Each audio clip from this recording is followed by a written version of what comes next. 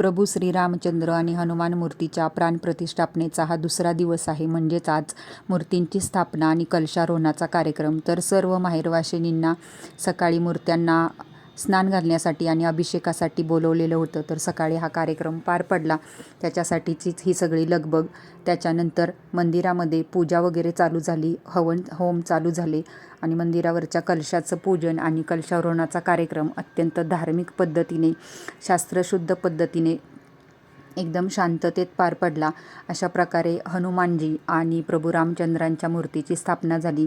गावचं हे ग्रामदैवतसुद्धा अत्यंत सुंदर पद्धतीनं डेकोरेट केलेलं होतं. दिवसभर पूजा होम चालू होते आणि संध्याकाळी हरिपाठ, भजन, कीर्तन असा हरिनामाचा जयघोष चालू होता. खूप छान वाटत होतं आणि संध्याकाळी महाप्रसादाने अशा ह्या 2 दिवसाच्या कार्यक्रमाची खूप छान सांगता झाली आणि हा सोहळा प्रत्यक्ष अनुभवायला मिळाला.